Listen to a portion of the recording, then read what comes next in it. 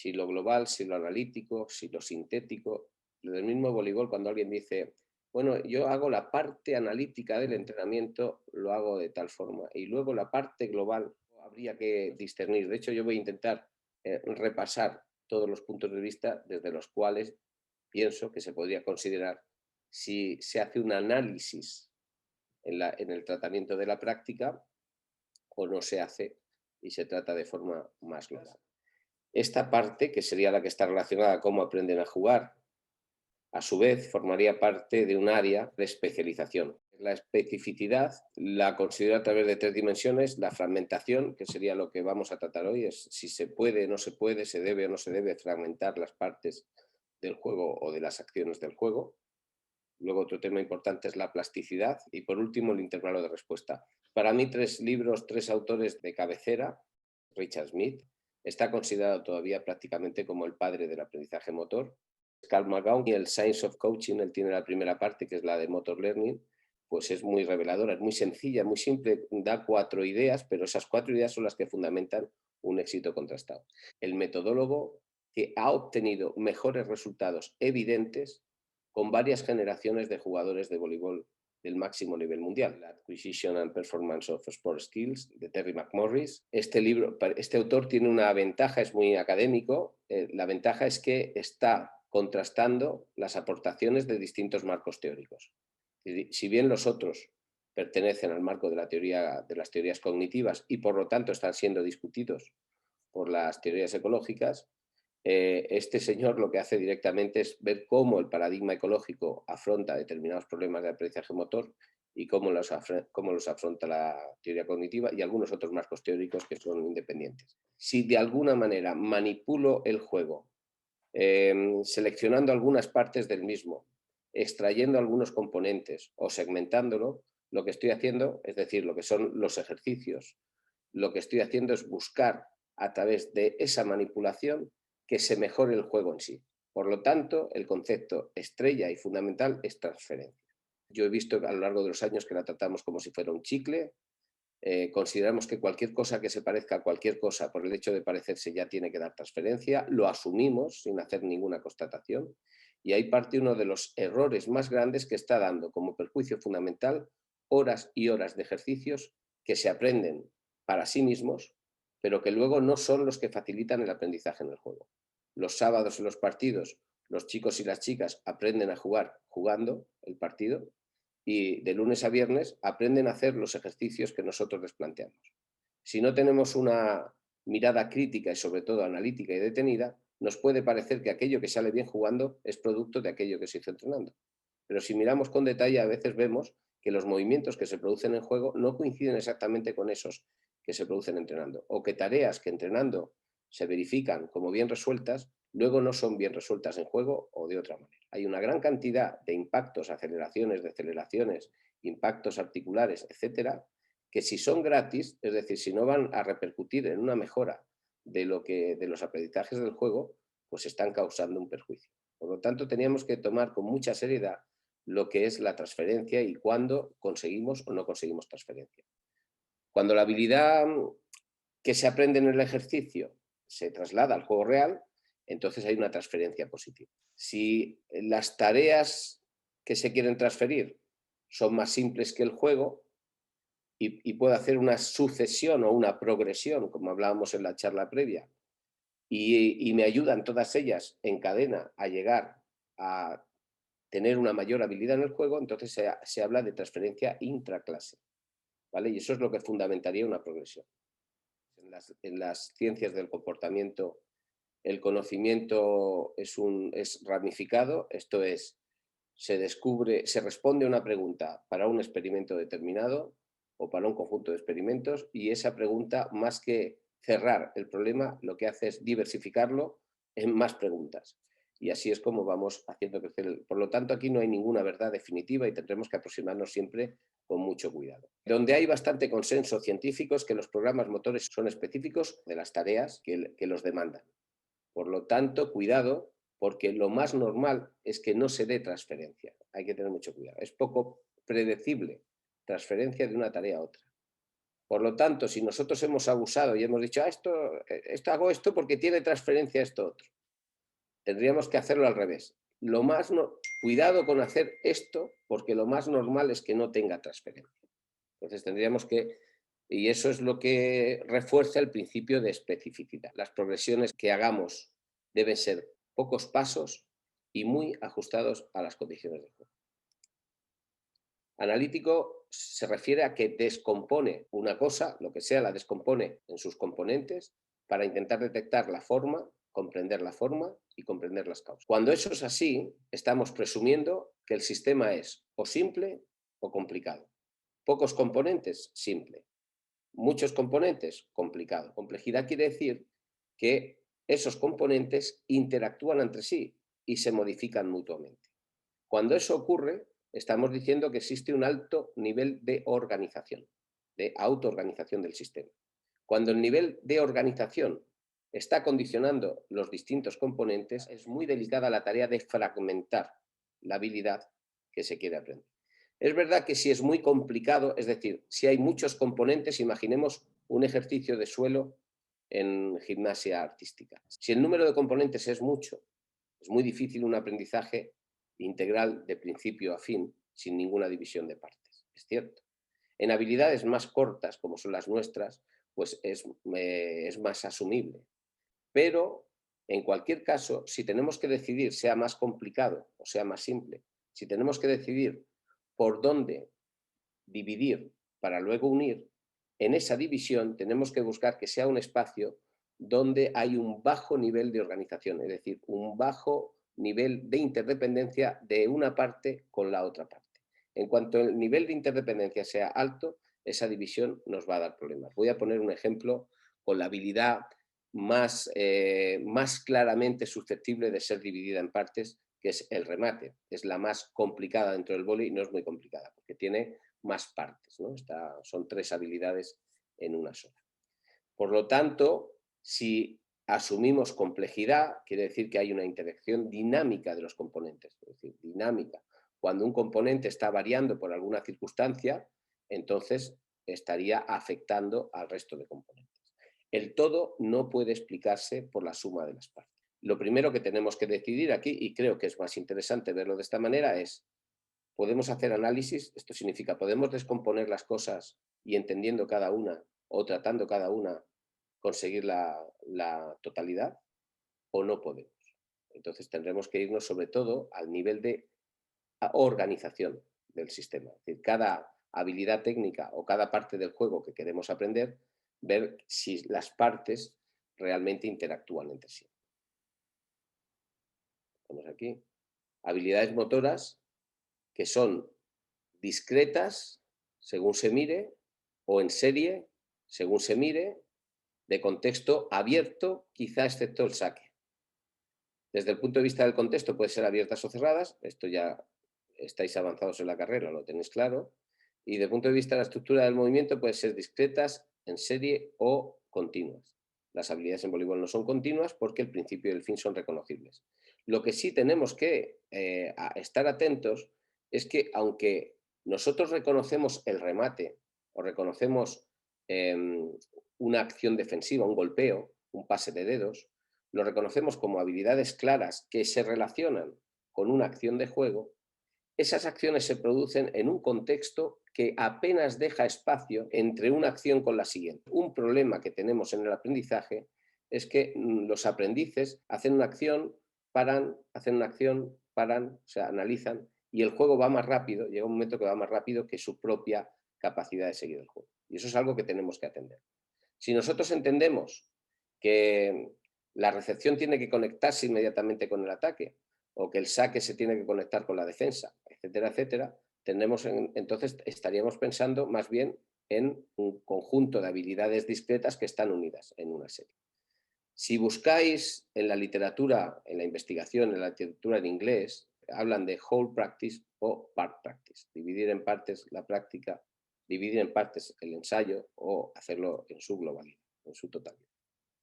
En cuanto al contexto, el hecho de que sean abiertas, es decir, están sujetos a los cambios que se producen en el entorno, tendrán que formarse los aprendizajes en condiciones de variabilidad. huir de prácticas bloqueadas, donde se trabaja sobre una sola relación estímulo-respuesta y cuando se completa se trabaja con la siguiente. Si nos vamos a los ecológicos, hablan de interferencia contextual. Los contextos tienen que ser cambiantes en las tareas. Hay que progresar enseguida hacia contextos cambiantes. Si nosotros hablamos de habilidades discretas, que se ejecutan normalmente con poco tiempo, es decir, en condiciones de velocidad, y que además hay una interacción fuerte entre sus partes, nos estamos decantando necesariamente, según el marco teórico, por el whole practice, es decir, por la práctica de la totalidad de la habilidad. Si hay una serie de acciones concatenadas, y ahí entraríamos en los complejos de juego, es la unión de una acción con la siguiente en la secuencia natural del juego, a lo mejor ahí resulta que el nivel de interdependencia entre las dos acciones puede tener unos grados soportables para poder trabajar una, trabajar otra y luego trabajar la unión, teniendo como consideración de que el objetivo final es trabajar la mayor parte del tiempo en conexión de habilidades y no en habilidades. Por otro lado, la fragmentación la podemos atender desde el punto de vista del juego. Por eso hay veces que cuando alguien dice, no, yo analítico no trabajo, se está refiriendo a lo mejor a las técnicas. Es decir, no parten las técnicas, no parten el remate en carrera, batida, golpeo, no, hacen el remate en su conjunto. Y a eso se refieren global. En cambio, otros cuando dicen que están trabajando la parte analítica se refieren a que no están trabajando el 6 contra 6. Y a eso le llaman la parte analítica. Bueno, vamos a distinguir. Si hablamos de las acciones de juego, son habilidades motoras, tenemos unos conceptos para entender lo que es analítico, part practice o global whole practice. En cambio, si estamos hablando del conjunto del juego, hay otras partes en las que se puede dividir. La acción de juego, una recepción del saque, puede darse con distintas habilidades. Puede darse mediante un contacto con los dedos, puede darse con un contacto con los brazos, una acción de ataque puede ser un remate, puede ser una finta, etcétera, etcétera, ¿no? Una acción de bloqueo puede ser con desplazamiento, sin desplazamiento, etcétera. Entonces están las acciones que están representadas por habilidades motoras específicas. Esas acciones se unen entre sí formando un complejo, y lo que sería la secuencia completa del juego que hace un equipo en su campo en función de cómo recibe el balón y la culminación de ese balón, y luego el punto en sí, es decir, todo el intercambio indefinido, indeterminado de secuencias que se da entre un equipo y otro. Por lo tanto, eso también puede ser dividido en partes para entrenar. Claro, la división aquí es más sencilla, porque la conexión de una parte con otra es relativamente sencilla, baja en complejidad. Es decir, la interacción no domina hasta tal punto, por el espacio de tiempo que se da, no domina hasta tal punto que no sea posible trabajar una parte, trabajar otra parte y trabajarlo bien. Lo que sí tenemos que tener muy presente, y es como pretendo terminar hoy esta conferencia, es con que en cualquier caso el punto es el partido dentro del partido y que la mayor parte de las tareas al final de un periodo de entrenamiento tienen que haber sido eh, con la vocación de terminar en el punto. El objetivo final es el que mejor moviliza la autorregulación del aprendizaje, pues el objetivo final es ganar el punto. Toda la secuencia me lleva a situaciones en las que tengo que intentar no perderlo y situaciones en las que estoy en condiciones de ganarlo. Y en ese debate entre ganar y no perder es donde se están dando adaptaciones de aprendizaje que son esenciales. Por lo tanto, la mayor parte del volumen de entrenamiento estará presidido por acciones que terminen de manera natural. Las acciones pueden trabajarse aisladamente y con cierto nivel de dominio, trabajar ejercicios de combinación porque no son difíciles de integrar. Ahora bien, en la habilidad motora específica, es decir, el remate, la defensa, eso ya dividirlo en partes es muy problemático, ¿eh? No va a funcionar en general. Cuando se hace una segmentación, en muchos casos en el voleibol se hace de manera secuencial, es decir, se busca como fotogramas cómo tiene que estar el cuerpo en distintas partes temporales del movimiento. Un poco más grueso es las habilidades. Aprendemos a hacer la carrera y el salto, o la carrera y el salto, y el golpeo va aparte. Y luego unimos el golpeo con la carrera y el salto. O a veces se hacen de tipo topográfico, de la parte inferior del cuerpo a la parte superior. Es decir, lo que se hace es que se describe lo que se ve con esa lógica y se va tratando cada una de esas partes por separado y luego se va combinando en la progresión. El remate es el que más se ha prestado a esto. Lo que hacemos cuando segmentamos el aprendizaje del remate es o no conseguir que esas imágenes ideales se reproduzcan luego en el juego real, o robotizar al jugador. Es decir, que al jugador reproduzca eso, pero reproduzca con un coste de fluidez, que quiere decir coordinación, demasiado elevado. Vamos a ver dos ejemplos para intentar justificar esto. Bošković y Nishida. Y podéis ir apreciando, os invito a que vayáis apreciando diferencias en su ejecución.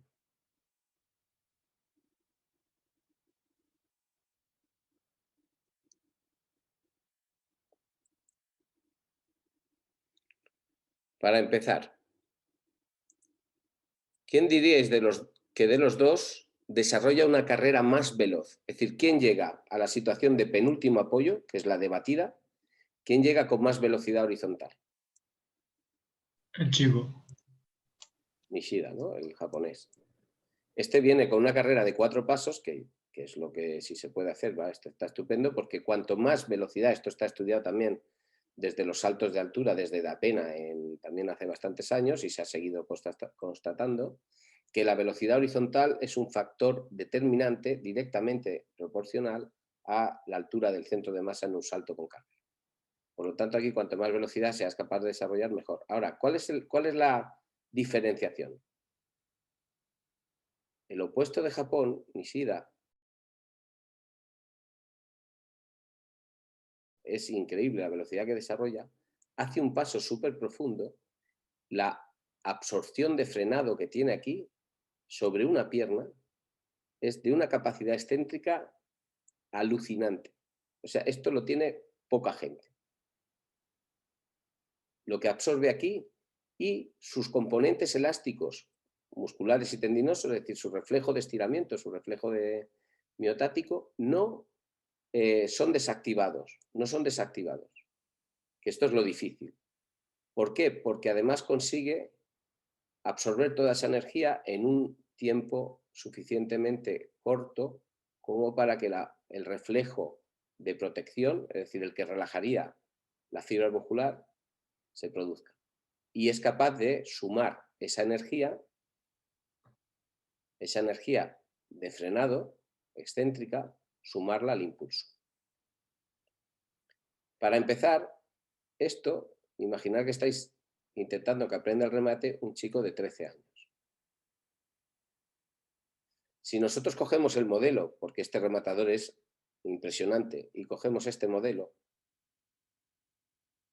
lo dividimos en secuencia y decimos, pues venga, del penúltimo apoyo,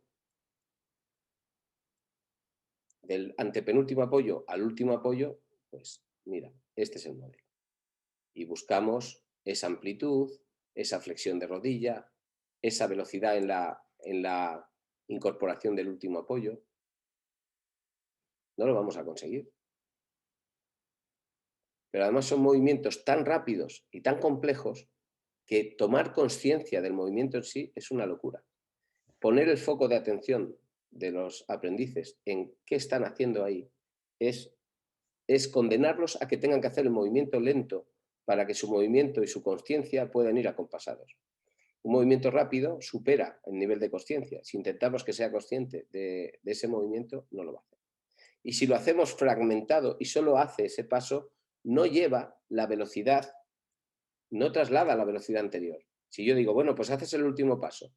Si tú no llevas la velocidad anterior, lo que hablamos, la fuerza, la aceleración con la que llega, la cantidad de veces que el peso de tu cuerpo se multiplica en el impacto del frenado, es mucho mayor que la que estás practicando. Por lo tanto, lo que va a salir ahí es algo diferente. Si nos vamos a Bošković, a la opuesta de Serbia,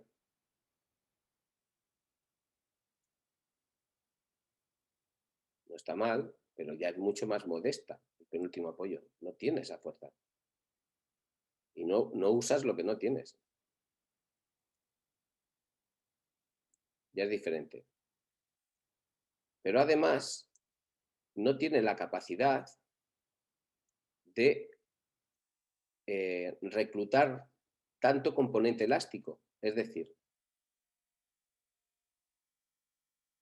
flexiona menos.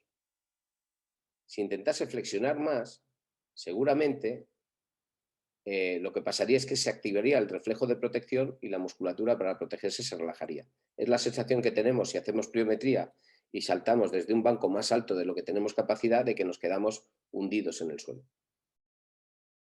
Su naturaleza le lleva a buscar una regulación entre una amplitud de penúltimo apoyo, que es muy interesante porque se correlaciona con el salto, una velocidad horizontal alta y una flexión de rodilla que le permita aprovechar eso, es decir, que no absorba toda la velocidad horizontal y se quede sin ninguna inercia. El tiempo, desde esa característica, el tiempo que tarda en poner el último apoyo es muy superior. ¿Qué quiere decir? Que cuando llega al último apoyo, su centro de masa está prácticamente ya en la fase final de aceleración vertical, mientras que el japonés está todavía elevando el centro de masa.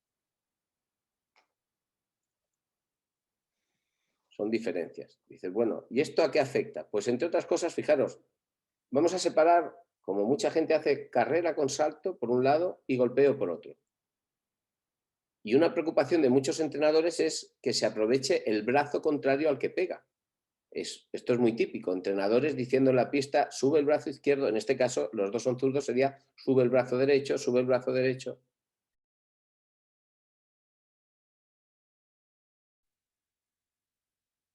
Buscan que el brazo derecho, el brazo contrario en este caso, esté bien extendido, como el caso de Japón.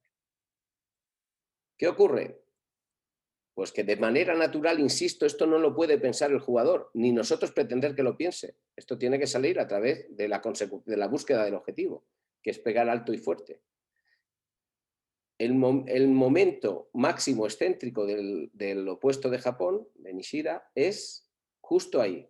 Y los brazos, de manera coordinada, se encuentran pasando por la vertical.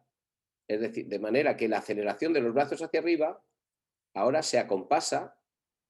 Hasta aquí los brazos van hacia abajo e incrementan la fuerza de acción contra el suelo, con lo cual mejorarán las condiciones de reacción, es decir, aparte del componente elástico, y los brazos están contribuyendo a crear más acción contra el suelo, pero ahora que toca elevar la fase concéntrica, elevar el centro de gravedad, están los brazos contribuyendo con esa elevación. Ahí despega del suelo. Y en el timing que este jugador tiene, su brazo derecho, el contrario, está totalmente extendido. El otro empieza a prepararse porque tiene que ajustar el tiempo para poder ejecutar el golpeo. El brazo que golpea está condicionado por el tiempo disponible para hacer el golpeo. ¿Vale? Luego veremos cómo conjugan los dos. Pero no es tan importante porque no es una clase de remate, ni de biomecánica del remate. Lo que quiero decir es que aquí tiene sentido que ese brazo esté arriba, porque ha aprovechado la inercia. Sin embargo, si vemos el remate de la opuesta de Serbia, de Bošković,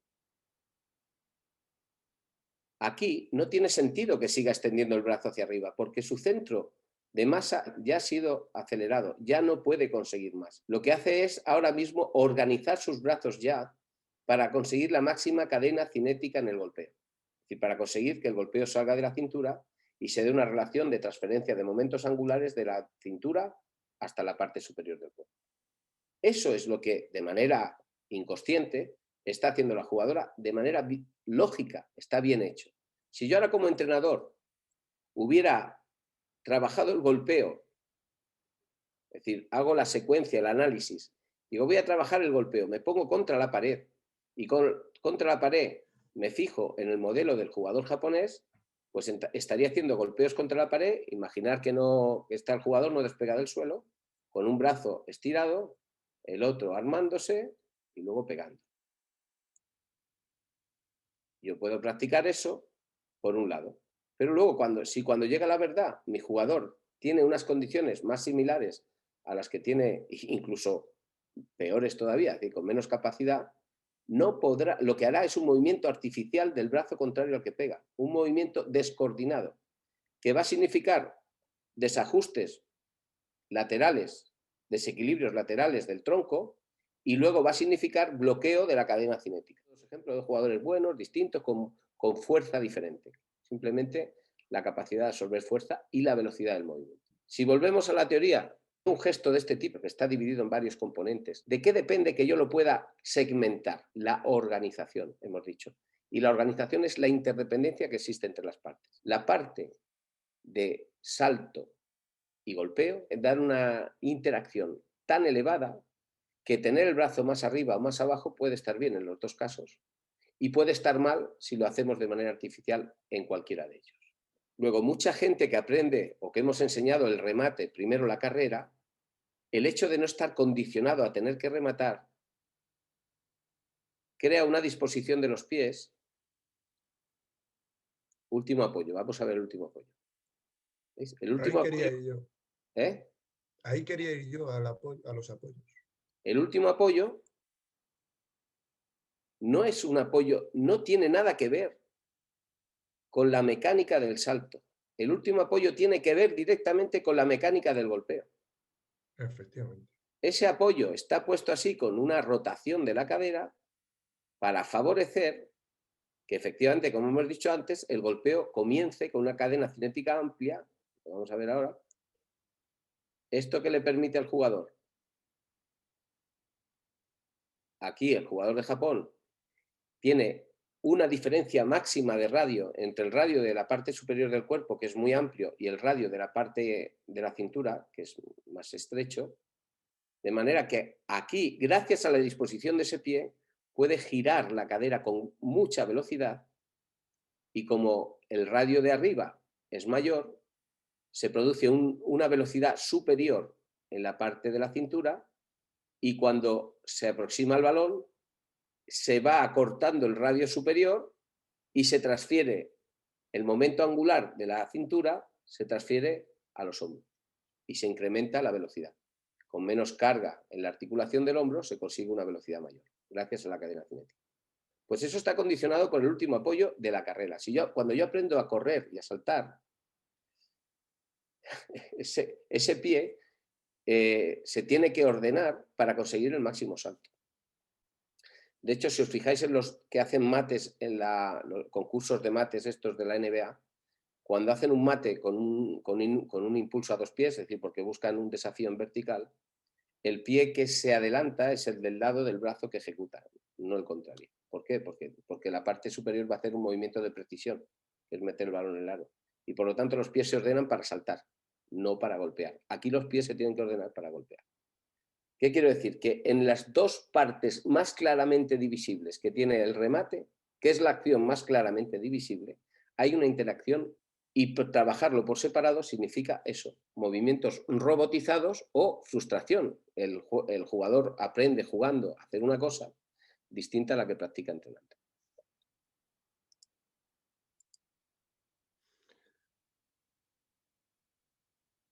Pero hay una cosa que a mí me gustaría. Ahí para un momento, en el momento de la batida, un poquito antes, para que se vea la jugadora, justo cuando está flexionando, un poquito más adelante. A ver, ahí. Este momento, o sea, es decir, este momento de la jugadora, el jugador está, que a mí personalmente es una cosa que dentro de la batida del remate, cuando tú analizas, cuando tú estás viendo al jugador o a la jugadora, al alumno o a la alumna hacerlo, de forma natural, cuando tú le dices que vaya por el balón a rematarlo, de forma natural, la orientación de sus pies va hacia la pelota. No hace el movimiento este de giro que están haciendo los dos, más marcado en el jugador que en la jugadora. ¿Vale? Entonces, los pies, fíjate que los pies quedan mirando, incluso cuando cierra, el pie derecho queda mirando hacia adentro del campo. O sea, como si estuviese orientando la cadera hacia sus compañeros, en este caso hacia el líbero. La orientación de la cadera de la jugadora está mucho menos cerrada, porque ella lo que hace es ese impulso en la batida, que es mucho más abierto, ella lo que intenta hacer es trasladar, para darle más fuerte, no terminar de trasladar la velocidad horizontal en vertical para que siga existiendo velocidad horizontal para darle a la pelota más fuerte porque su movimiento de cadera va a ser menor. Y además hay un momento que desde mi punto de vista puede ser incluso hasta lesivo, que es cuando ella dobla la rodilla izquierda y las dos se juntan casi, un poquito antes, y las dos se juntan casi, forzando mucho la parte del ligamento de la rodilla. Mientras que el otro, al orientar la cadera, la parte de los ligamentos están mucho más libres. Sí. Esta parte, ¿vale? Una vez que yo he admitido absolutamente toda la teoría porque la tengo interiorizada, toda la teoría del aprendizaje y la enseñanza del remate desde su totalidad para intentar que el remate no se descomponga. Esta parte, cuando yo veo esto, Aurelio, ¿qué hago?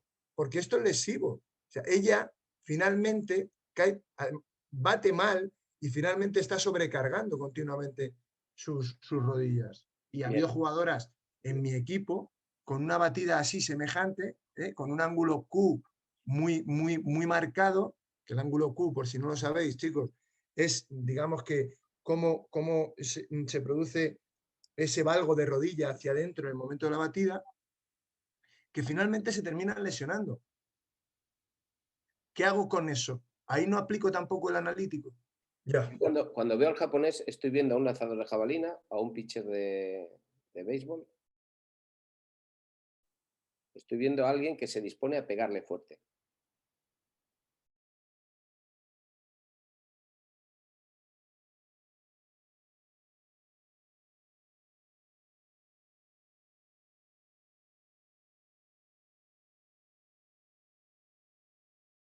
Es cierto que está todavía, lo que está haciendo es prepararse para saltar, pero es decir, está todavía en la fase de impulso. Sí, pero se está preparando para pegar. Sí. Es decir, lo que domina en él es la acción de golpeo. En ella no domina la acción de golpeo de manera natural. Por eso que tú has observado. El cuerpo entero del japonés está preparado para golpear fuerte, a máxima velocidad. El cuerpo de la jugadora de Serbia no está preparado para eso. Ha incorporado solamente el último pie, como tú dices, y eso provoca, entre otras cosas, que un valgo de rodilla muy acentuado, que con la velocidad que llevan, pues tampoco, que también es arriesgado. Entonces, todo lo de brazo izquierdo arriba, pie izquierdo girado, todo lo que sea una parte del cuerpo, intentar reproducir un movimiento aislado de lo que está pasando con el resto, produce este tipo de cosas. Y esta es buena. Esta es de las que lo hace bien. Bueno, pero más que entrar en el detalle biomecánico del remate, es explicar cómo hasta lo más obvio que es el remate, lo más obvio de separar, tiene repercusiones. Tiene repercusiones en la vida. Pues el remate, él lo adapta a sus condiciones. Y ella la adapta a sus condiciones. Lo que yo quiero decir, más allá del modelo de remate, que no era la idea, es que una tontería como el brazo contrario al que pega, que le damos mucha importancia, no tiene sentido lo que hace uno que lo haga el otro. Si nosotros cogemos un modelo y decimos la foto, ¿no? La secuencia, brazo arriba, extendido, y lo trasladamos al modelo, al estilo de ataque de ella, le estamos generando un movimiento de desincronización.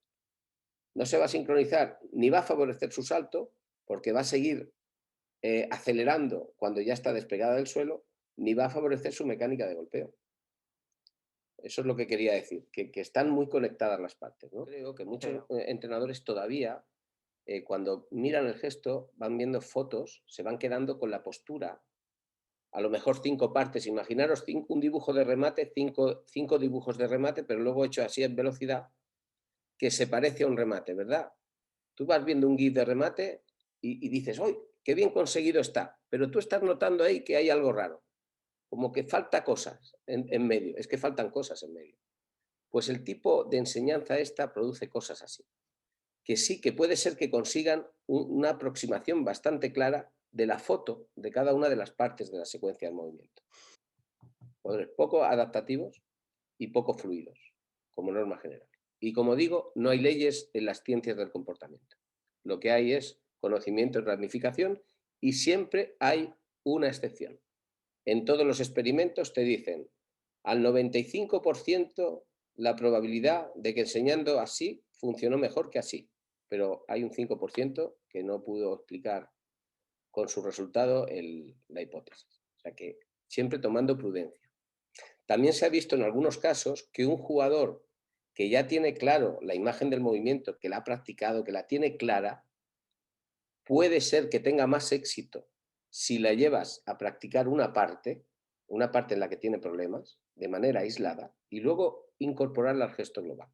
O sea, fijaros que es lo contrario de lo que puede parecer, que justo el que ya tiene interiorizado el movimiento, tiene asimilado, tiene una imagen clara, sus sensaciones le dan una imagen clara de lo que está haciendo y en su mente está claro el movimiento en sí. Esos es más fácil que puedan resolver algún problemita sacando una parte y practicando la parte aislada y luego integrándolo, que el que empieza por primera vez a aproximarse al remate en sí. O sea que si alguna vez recurrimos al analítico, es decir, a una parte, a la parte, yo lo haría en casos muy desesperados y con gente que tenga muy claro el remate, o sea, que o en el remate o cualquier acción de juego. ¿Vale? Pero por norma general,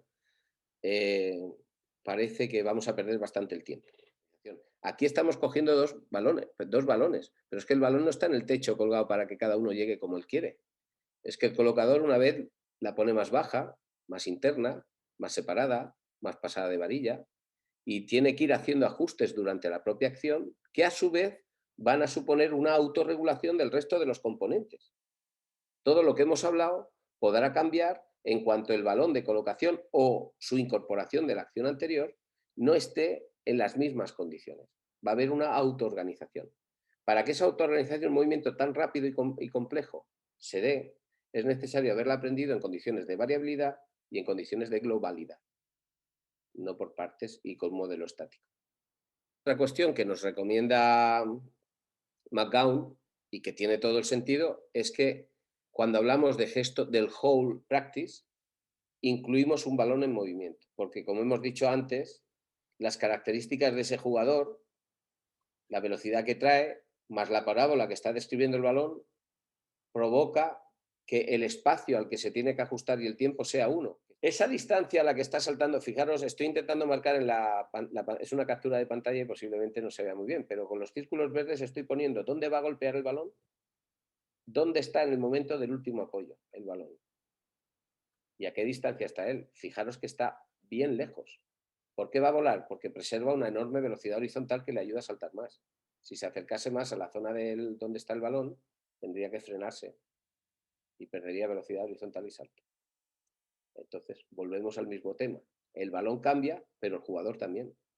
Entonces, como la relación entre el balón y el jugador es cambiante y necesariamente interdependiente, no es conveniente que intentemos desarrollar un aprendizaje, automatizar un aprendizaje de todo el movimiento con un balón que no se mueve.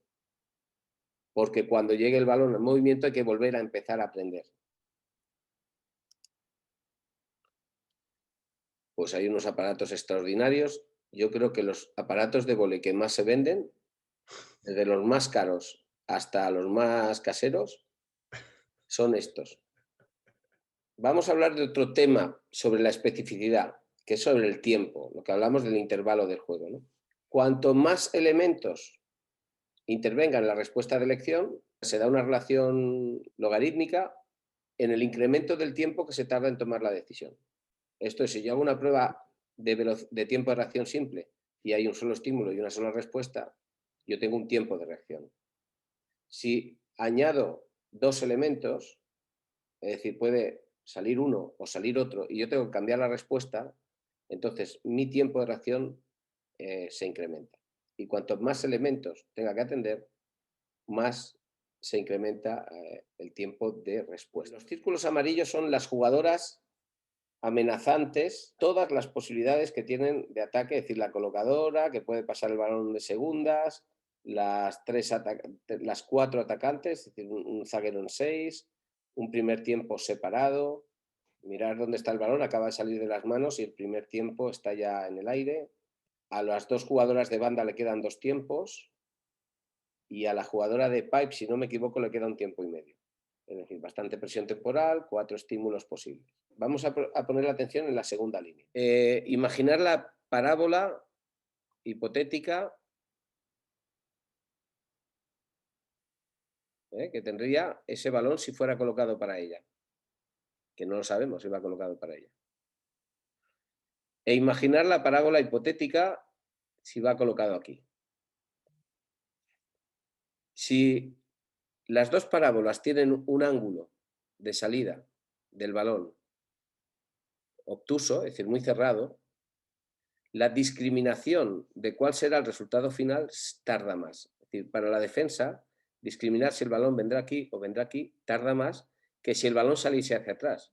Si el balón sale hacia atrás, la defensa no tiene ningún obstáculo intermedio porque todo el resto de jugadoras están delante.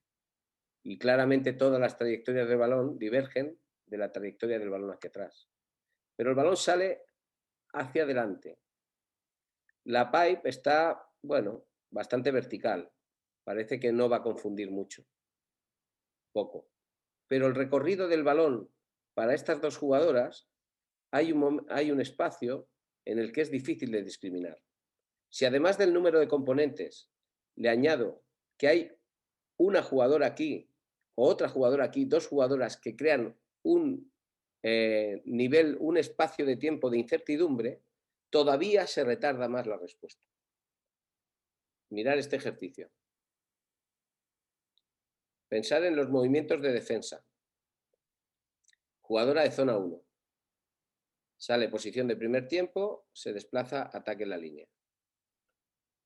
Yo no voy a juzgar el ejercicio porque no sé muy bien qué es lo que quieren hacer. Imaginad que estoy aprendiendo los movimientos de la jugadora de 1, el desplazamiento, salida de primer tiempo a defensa en la línea.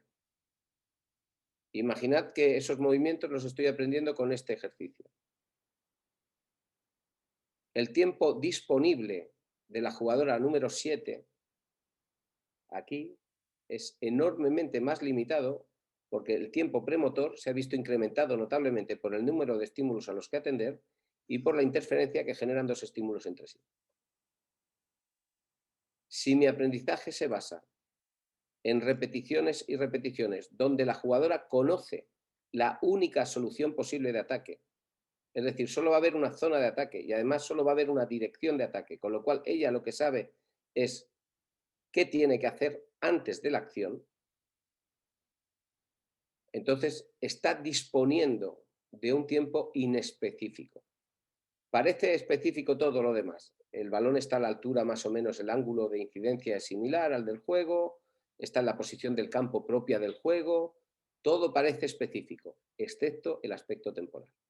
El intervalo de respuesta está mal calculado.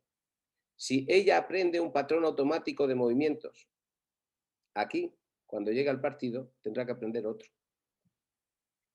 Por eso a veces entrenamos ejercicios de defensa y en la pista, en el ejercicio, salen muy bien y cuando llega el partido sale cualquier cosa.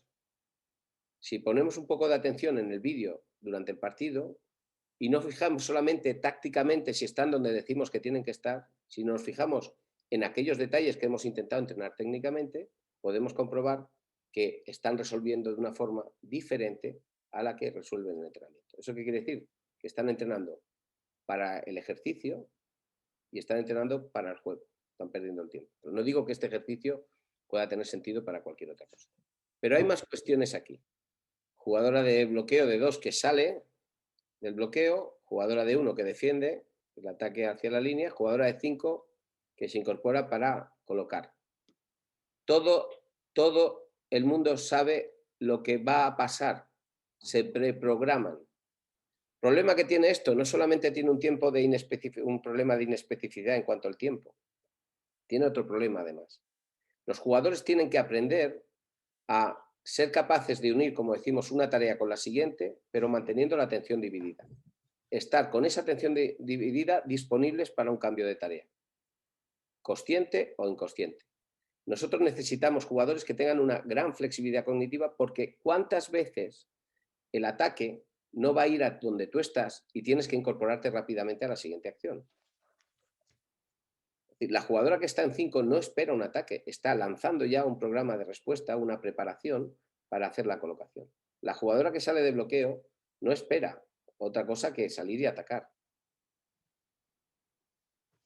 Si la dirección del ataque pudiera ir a los dos lados y la intensidad del ataque pusiese en condiciones de que se pudieran producir algunos contactos deficitarios y el terceto lo tuviera que resolver, entonces estarían necesariamente activando la atención dividida mientras lanzan la nueva respuesta, pero atentas a un cambio de tarea, entrenando el cambio de tarea. Es decir, el balón no va o no está conforme a lo que está preestablecido y entonces yo tenía una función activada y una tarea, la tengo que inhibir y la tengo que cambiar. Entonces hay tres procesos fundamentales, que es la monitorización de lo que está pasando. En segundo lugar, la inhibición del programa que ya he lanzado. Y en tercer lugar, la activación del siguiente programa. Y eso en vóley es fundamental. El juego va tan rápido que esa adaptación es muy importante. El problema de entrenar con situaciones tan cerradas, entre otras cosas, se puede trasladar luego al juego en que cuando la situación se abre, el problema no se resuelve. Desde el punto de vista de la habilidad, más simple, y en este caso la defensa. El poder estar preparada para defender arriba, defender por la derecha, defender por la izquierda, tirarme al suelo, requiere que en la práctica yo tenga situaciones de ataque que me lancen el balón a la derecha, a la izquierda, abajo, arriba y al suelo. Si hago bloques enteros sobre una sola solución y luego otro bloque sobre otra solución, parece que aprendo más rápido. Si yo voy proponiendo situaciones en las que tenga que responder de más de una manera, es decir, variables, parece que aprendo más lento, pero ese aprendizaje es solvente y sobre todo prepara a la jugadora, en este caso, a resolver situaciones de juego que no han aparecido en el entrenamiento. No aprendo un programa motor cerrado, sino que al estar sujeto a una situación abierta, lo que aprende el sujeto, el aprendiz, son determinadas reglas que se aplican adaptando la respuesta final al estímulo que esté sucediendo. Entonces, por un lado, necesito la variabilidad en mi respuesta en cuanto a habilidad, pero en un concepto más amplio necesito someter a los jugadores a ese cambio de atención dividida y inhibición de la tarea, o sea, monitorización, inhibición de la tarea y cambio de tarea. Y todo eso conlleva circuitos cerebrales específicos que si no los entrenamos, pues no estamos preparados. Crear transferencia requiere tener en cuenta también esta serie de situaciones. ¿Hecho inhibición, monitorización de la tarea ahí? Monitorizo la tarea, es decir, lo que yo estoy haciendo, si va bien o mal, a la vez que estoy lanzando la siguiente tarea. Yeah. Y además, cuando lanzo mi siguiente tarea, estoy con la atención dividida. No tengo la atención hacia mi tarea, sino tengo que hacer un trabajo de atención dividida porque puede estar sucediendo algo que cambie el plan. Entonces, yo tengo que inhibir la tarea lanzada y lanzar la siguiente tarea. Cuanto más rápido es, el circuito nervioso que se activa es más primitivo y es más difícil de cambiar.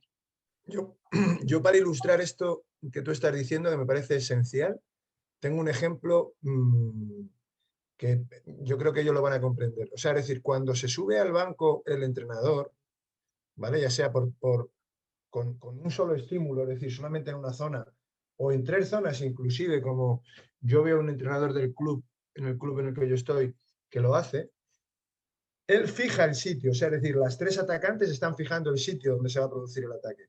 La central está pendiente, se produce una alerta, que es una palmada sobre la pelota, a partir de ese momento, o salto centro, o salto banda, o salto banda, ¿de acuerdo?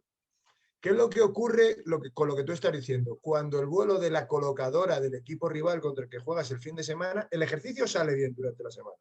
¿Qué es lo que ocurre cuando la pelota vuela sobre la atacante de 4, que además es zurda y que encima le dejan la pelota interior? ¿Sabéis dónde salta la central? Pegada a su compañera, pegada a la varilla, y la atacante zurda está reventando la diagonal porque no tiene absolutamente a nadie delante. ¿Por qué? Porque lo que ha entrenado es lo que él está diciendo. La central, incluso la bloqueadora, no tiene ninguna incertidumbre de dónde tiene que saltar. Simplemente salta, ajusta sobre la pelota que está presentando la compañera, que está subida sobre el banco, o el entrenador, y se produce el ataque. no hay un movimiento de lectura defensivo, no existe esa atención dividida porque está claro que el ejercicio y la pelota me va a venir a mí. No solamente no hemos educado la atención a todos los estímulos del juego en condiciones de variabilidad y adaptabilidad. No, es que además en nuestro estilo de dirección, nuestro estilo de plan de juego, les estudiamos, les ponemos en vídeo y les sacamos el número de veces que una rematadora remata tal parte de la pista. Y hacemos que memoricen eso. Y cuando llegan al juego, tienen que recuperar su memoria no procedimental, que es la del movimiento, sino su memoria declarativa. Tienen que recuperarla para recordar un concepto teórico, dónde me tengo que mover. Y su atención está puesta a su espalda, que es la parte del campo a la que tienen que intentar llegar. Es decir, que no solamente no hemos trabajado adecuadamente la atención dividida hacia los elementos específicos de la acción, es decir, aquellos que generan la necesidad de adaptación, sino que le hemos metido información para que tenga la atención puesta en otra cosa, que es una parte de la pista donde tiene que llegar. No le enseñamos a que esté valorando, como decía Juanjo, si es zurda, si es diestra, si el balón se quedó corto, si está saltando a destiempo, si parece que mueve el hombro un poco, si se orienta o no se orienta. No, está activando su banco de memoria, intentando recordar en esa zona y con ese atacante a qué parte de la pista se tiene que ir. Su atención no está puesta en el atacante, que es la que genera el problema que tenemos que resolver. Está puesta en la pista. La consideración de habilidad específica. ¿Se puede fragmentar o no? Y cuando hablamos de que no se fragmente, ¿qué consideración hay que tener? El balón tiene que estar en vuelo, etcétera, etcétera, ¿no? Lo que hemos visto. Los elementos del juego los tengo que ir metiendo para que haya una especificidad temporal, etcétera. Y ahora vamos a hablar del juego subconjunto. El partido se divide en puntos, bueno, en set, etcétera, ¿no? El punto en sí está, yo le digo aquí, lo equiparo con una célula, porque es un partido dentro del partido. Nace, se reproduce y muere. Nace, se desarrolla y muere, igual que el partido. Entonces, esa es la unidad natural más completa que existe, la del punto. Por lo tanto, en nuestra programación tiene que aparecer que la mayor parte del tiempo están jugando puntos completos.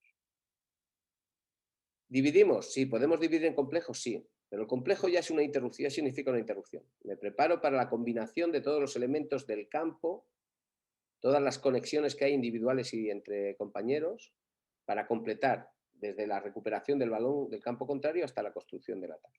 Perfecto. ¿Se trabaja? Sí. ¿Y eso está compuesto por acciones? También. ¿Puedo aislar las acciones? Sí. Luego las puedo unir. ¿Qué va a condicionar fundamentalmente la acción? Que sea la acción, no la habilidad. La recepción del saque no es una habilidad, es una acción de juego, que puede estar resuelta por la habilidad del pase de dedos o del pase de antebrazos. ¿Por qué digo que la parte indivisible más pequeña es la acción? Porque está condicionada la respuesta por la anticipación coincidente. Imaginar que practico recepción solo de antebrazos. Si practico recepción de antebrazos, cuando el balón sale de la mano del sacador, yo ya he activado, he predispuesto, he preprogramado la acción de prepararme para darle con los brazos. En el juego real, ese balón, cuando lleva una trayectoria X, a lo mejor me informa de que va a ser mejor que lo reciba por arriba que no por abajo. Es en ese momento en el que tengo que recuperar el programa motor que me interesa. Luego tengo una acción en el que convergen varios programas posibles. Y según lo que yo mejore mi anticipación coincidente o lectura de trayectorias, la anticipación coincidente es calcular dónde va a ir el balón y cuándo va a llegar y calcular cuánto voy a tardar en moverme para hacer el movimiento necesario. Eso es la anticipación coincidente. Ese cálculo se madura con la práctica. Cuando mejores ese cálculo, antes tomo la decisión de si activo la parte, esta acción, perdón, esta habilidad o esta habilidad. Pero si practico solo sobre una habilidad, lo que me estoy acostumbrando es a preprogramar. ¿Y eso qué sucede? Sucede lo siguiente, y si tenéis alguna experiencia con niños y niñas, incluso no tan niños, veréis que lo habréis visto varias veces.